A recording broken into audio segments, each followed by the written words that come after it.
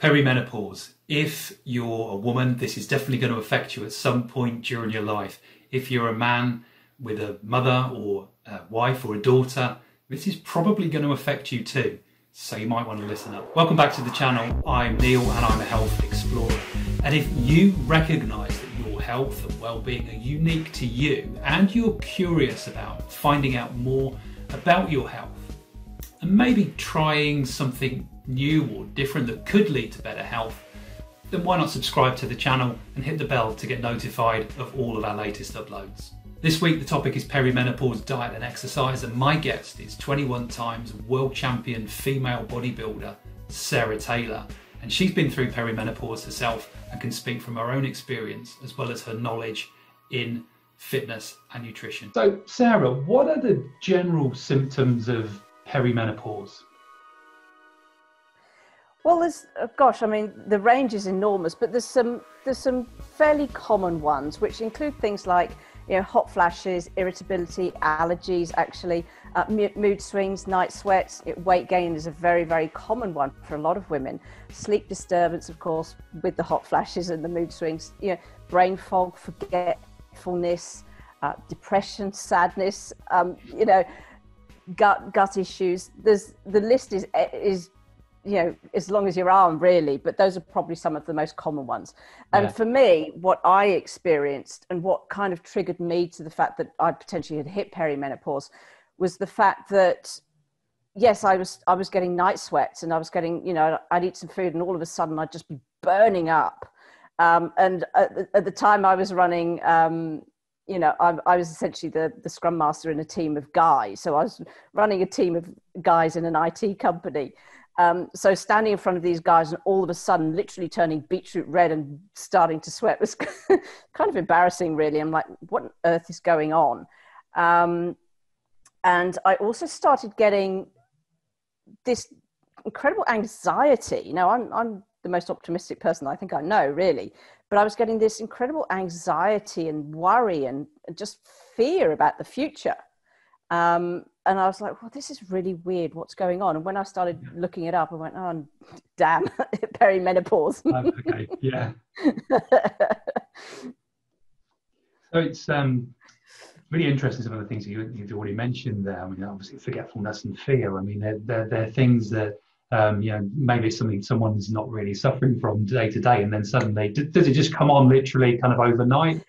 It literally came on probably within about 1 to 2 months. Yeah. And like I say, I'd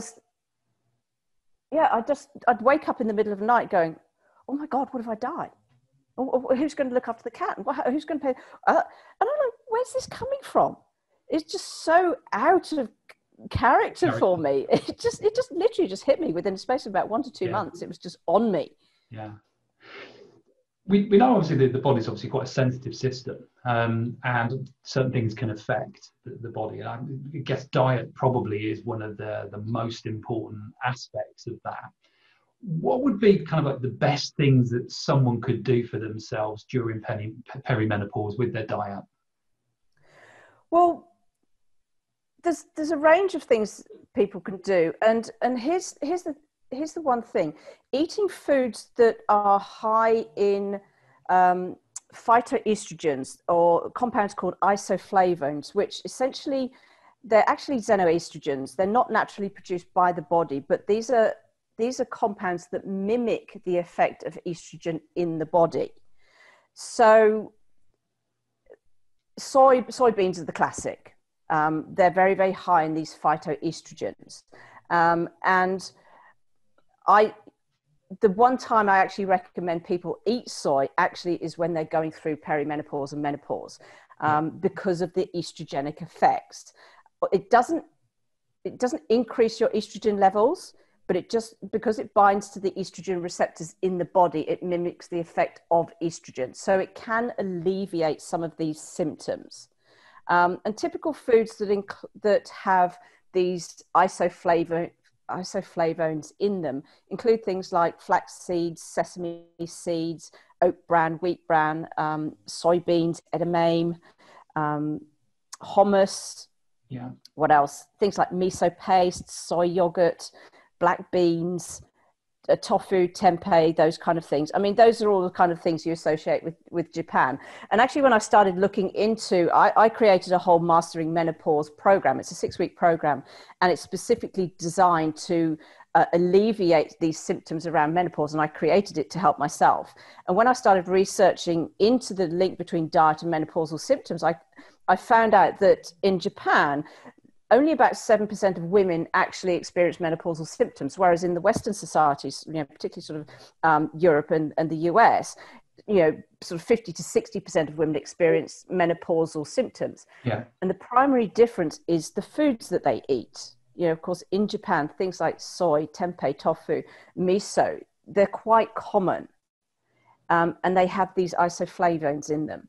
So this is what I did on my Mastering Menopause program, is I've actually blended Japanese foods with, as you know, I'm an Ayurvedic practitioner as well. I blended it with the healing modality of Ayurveda to create this nutrition-based program. And I got some absolutely fabulous results. I had one woman lose 2 kilos in 3 days, and another woman across the board, of all of those symptoms that I mentioned, she had about an 80% improvement and reduction in those symptoms across the board. So nutrition is incredibly important. And like I say, it's going through perimenopause and menopause, it's probably the one time I do recommend people start eating soy. Go for a high quality organic non-GMO source, but start including soy products. It could be soy milk, soy yogurt, miso soup, like say soy, fake meats kind of thing. Dried apricots actually are another one. Pistachios, dates, they also have some of these isoflavones in them as well. So it's not just soy, there are a number of other foods. Brilliant. Well, what kind of volume are we looking at getting into the diet on a daily basis? It's actually not that much. The research shows that between 30 to 50, now get this right, I think it's milligrams actually of these isoflavones a day is the amount that can actually help alleviate these symptoms. And you can get that from 100 grams of soy. Okay. So it's not a huge amount. It's not a huge amount. I mean, it could be 2 teaspoons of flax seeds, for example. 2 teaspoons of sesame seeds. We're not talking enormous amounts of food here. Perfect. Okay, so I've been asked a question by Nora, one of our subscribers, and she's asked what would be 2 or 3 exercises that would support her through perimenopause, something that she could be doing regularly. Well, there's a range of exercises. I mean, working out hasn't actually been proven as a means of reducing menopausal symptoms. However, it can ease the transition by helping relieve stress. And it just, of course, we all know that exercise enhances the overall quality of your life. And of course, it can also help stave off the weight gain and loss of muscle mass, which is a frequent sort of result, of menopause. But fundamentally, the thing to do is to choose what works for you. And any kind of exercise can work. I mean, it could be walking, it could be jogging, it could be biking or swimming. For me, it's strength training, of course. And look, here's the thing. I do recommend that any woman over the age of 40 does some kind of strength training at least twice a week to prevent and stave off muscle loss and osteoporosis, because those are the 2 key drivers of frailty in old age. So I do recommend you do some strength training. But in Ayurveda, it recommends, because the transition into menopause is a transition into a much sort of gentler phase of life. In Ayurveda, yoga and meditation are very, very much recommended as the key forms of activity. And look, both of those have been indicated to help with managing hot flashes and irritability. So you might want to consider yoga and meditation. Okay. But look, basically what works for you, it could be dancing, it could be Zumba, like I say, get outside into nature, anything that reduces anxiety and alleviates stress, but keeps you active is probably the most important factor here. I know that perimenopause is something that you've been through. Would you be okay to share something about your experience with that? Well, I think I already alluded to it. Like I say, I mean, it was elements of it were quite. Some of it was in a way was quite scary because, like I say, particularly the anxiety and fear that I was experiencing, because it's so not who I was, and just to be literally just fearful of my life when I had no reason to be, was just very, very unsettling. And like I say, then you had the embarrassing side of things when I literally in front of one of this group of guys, like I say, 10 guys who I basically ran this team. And I just turned beetroot red and started sweating because I was having a hot flash. And then all of a sudden I just snap at them. I'm like, this alien's taken over my body. What's going on? And then the other thing that I found annoying was because I started off, I was preparing for my competitions. And, you know, I started off my preparation as usual and did everything that I usually do. And the weight would not come off. And I was like, what is going on? So I found it incredibly difficult to lose weight. And what I figured out afterwards was this, because your estrogen levels nosedive, estrogen actually is a very key factor in maintaining your metabolic rate. And what I figured out is that my metabolic rate dived by about 15%. So although I quit two years ago when I was going through menopause, I did pull out of my competition because it just wasn't working and I was going through all of this stuff. But last year I did compete, but it was an absolute battle. The whole year was a complete and utter battle. 11 months of just sheer hard work. I mean, I did win another 5 world titles, but you know, it was a battle. And by the end of it, I was so utterly exhausted. I literally in January this year, I just walked away and went, I'm done. I cannot do this anymore. It was just too hard. And the reason it was so hard was because now that I've gone through perimenopause and through menopause, my metabolism is downregulated now by about 15 to 20%. And this is why it's so easy for women to put on weight when they're going through perimenopause, because their metabolism nosedives. And that's why it's also incredibly important to keep your activity levels high. You've given us lots of great information, Sarah, to take away from this. What would be one thing, if there's just one thing that people could take away and do from this and start with it today or tomorrow, what would that be? Okay, well, look, I've actually got a 3-day protocol that people could do. It's an Ayurvedic healing protocol that if your listeners would be interested, I can send you the link and they can just download it. Perfect. It's totally free. It's a 3-day protocol that's an absolute beautiful healing protocol that will reduce inflammation, it will reduce anxiety, it will boost their metabolism, it'll improve their immunity, improve sleep. It's such an incredible healing protocol. I can give that to people if they'd be interested. You could probably put the link in the bottom of the video. Yeah, let's do that. The other things they can do, like I say, is really start to focus on stress management techniques, yoga and meditation particularly, boosting their activity. You know, just make sure that you do some activity every single day and mix it up. So mix it up between sort of gentler practices such as yoga or meditation or swimming or cycling with something that's a little bit more intensive. Yeah. And then in terms of diet, boost your intake of,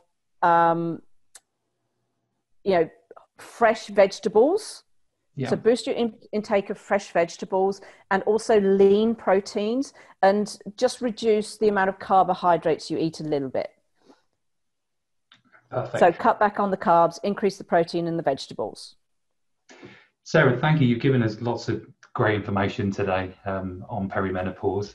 Really do appreciate your time, and obviously look forward to having you back on to talk about another topic very soon. So Sarah's given us the symptoms of perimenopause. She's also talked about some of the foods and the quantity of those foods that you could eat, and use food as a kind of medicine that can help you through perimenopause.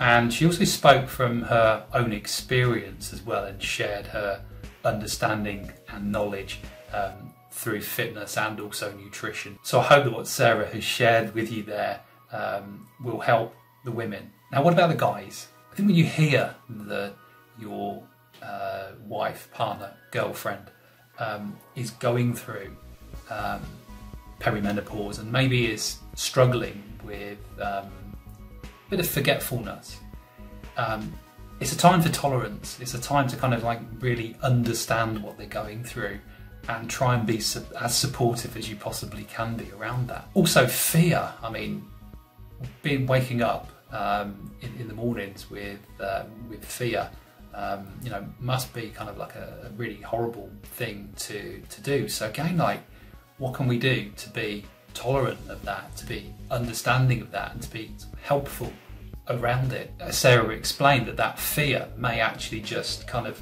come out of the blue and be completely out of character. Sarah also left us with a little challenge there as well, and I want to invite you to take that challenge. There's nothing to lose. Sarah's given you a free download as well as one or two things that you can try. You can see my findings from this challenge in our challenge roundup video, which is a monthly summary covering all the challenges our experts shared.